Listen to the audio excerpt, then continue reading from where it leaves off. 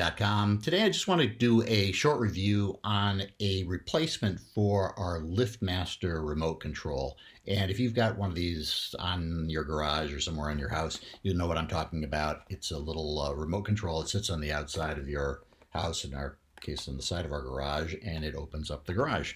And our remote controller, our entire garage, is probably back from the early 90s. So this thing finally had to be replaced, mostly because of the fact that it runs through batteries all the time, connects and wears them down, and then all the keys that are part of the code have been worn down. So after a while, somebody who wanted to break in could look and see that there are only 4 numbers that are completely worn down. Process of elimination, probably figure out that code pretty easily. So I just want to walk you through whether this is actually as easy to do as they say. This little guy, the Chamberlain 940EV-P2, poetically named, is supposed to work with any of these Liftmaster and other brands that use one of these the sensor reading systems. So supposedly it has the strongest encryption, fast and easy setup, illuminated keypad.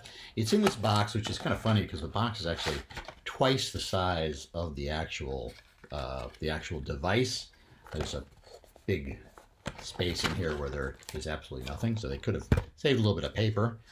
And it's very similar in size to the other one, very almost identical. The thing I do like about it is the other one required a screwdriver or a coin to kind of rip it off, and is like getting really hard to replace. This one is more simple. I don't know why it has to be a 9-volt battery.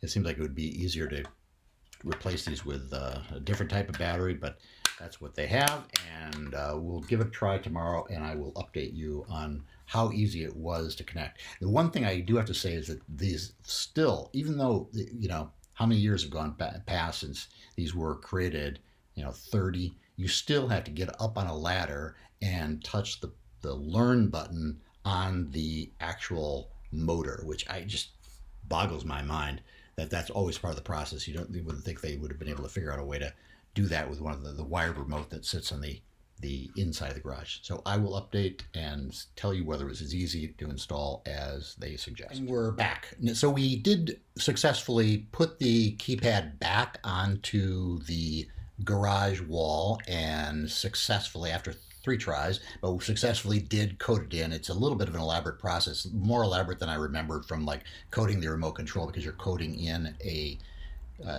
number rather than just a signal. So that worked effectively, though it took a little bit of time. Had to have one person standing inside the garage, the other person at the remote.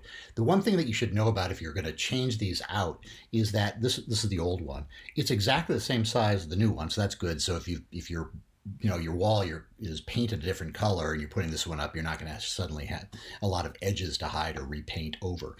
But the one problem is that it only has one hole there for a screw into the wall. So you're gonna hang that on the wall, but unfortunately it's going to jiggle back and forth if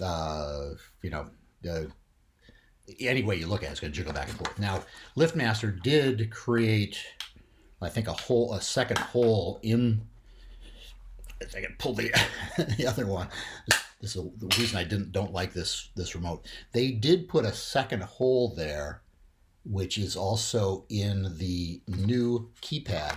Unfortunately, they're not in the same place. So what we're going to have to do is kind of jerry-rig something. In the new one, the hole is basically at the bottom. So we're going to have to jerry-rig something, either to try to drill a hole there or drill yet another hole into our brick side. But it works really nicely versus this one that had a white light which you can't really see at all. It has this red light that seems to be more apparent. I don't know. There are no other features. You can find these online from anywhere between $42, I think is what we paid, and like $53 or $54. Make sure that you check the type of the age of your specific Liftmaster, because if it doesn't have the light sensors that prevent this door from coming down on small children and pets, it won't work. So that's an important thing to know. Other than that, all is good. Nice design. It works. That's it. Paul Vance, GreatDad.com. See you next time. Bye.